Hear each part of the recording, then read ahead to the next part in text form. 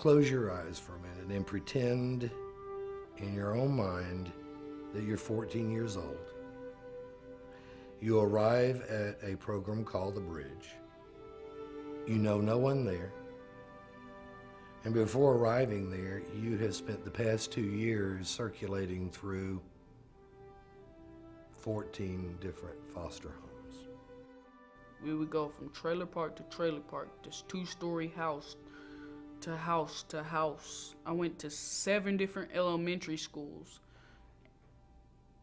And the 8th one, it took me to the 8th one, that was when my mom passed away. Really hard, because moving out from my mom, I moved out because she had cancer. So she had put me in her friend's custody, but her friend was on drugs and she didn't know that. So her friend, Andrea, put me in DFACS. I've been with my mom from step 1 since I was born, and ever since then, because I never had my dad in my life. The reason I'm in here was she was taking drugs and stuff like that. And after that, you know, they came to the house. I didn't know who the people was, and they just came, took me and my little brother from her. When I first got to the bridge a year and a half ago, I had an issue where if somebody said something about my mom, I would literally go off and hit them, like out of nowhere, just hit them. Because the thing is, I love my mom very dearly, even though I didn't know her. We had a little boy, 12 years old, that was with us. He was in our Threshold program, which is an assessment program. He was only with us for about 3 months. He had been prostituted by his parents since the age of 5 years old. I'm so sorry. My fear is gone. Now I'm just holding on, all alone with no one to love me. There was a young lady who was 16 years old, and when she removed her sweater, she had all these cut marks up her arm. And she looked at me and she says, "I cut myself because it's the only way that I can feel."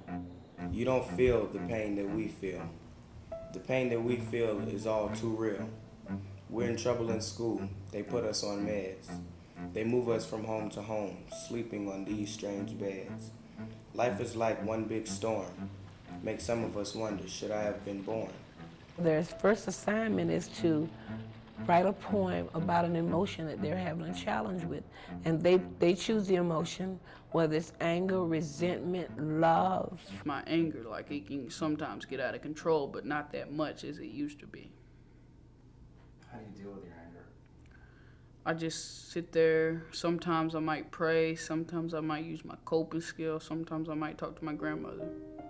These youngsters have PhDs in survival, because for many of our adolescents, it's been those very survival skills that account for the reason that they're still alive. So establishing a working relationship with that youngster takes some time, because those very survival skills that's helped that resident get as far as they have, by the time they get here, those survival skills sometimes are what's causing them the problems they're having in the community. It's like we're being cheated and as if we're not needed. That is why we're always grieving. I could continue because this life is full of shame, but it's time to prove the world wrong. We need to give ourselves a better name. He's been taken in by 3 different families and abandoned by 3, and that's not counting the birth family who gave him up at birth.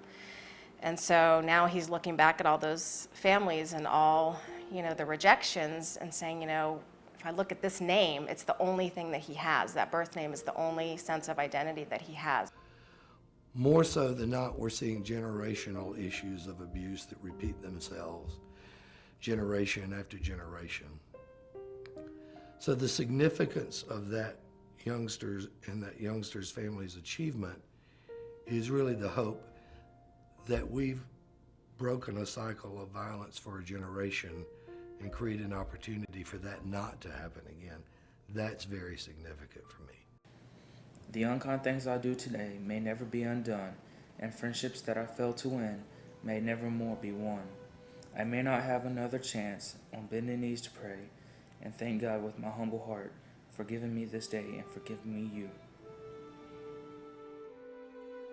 We cannot change histories. We think of, well, you get treatment and all that goes away. It will never go away. we can help them put it together in a different way so hopefully it doesn't impair their future. It's important to know these kids in that way.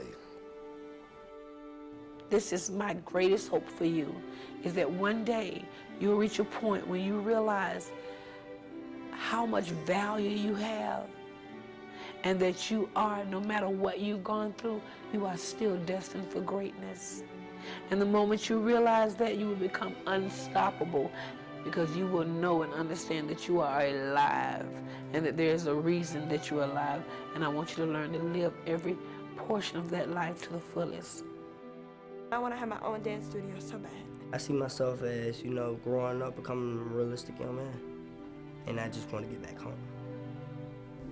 I just want to make it. My greatest hope for the future is to become something good.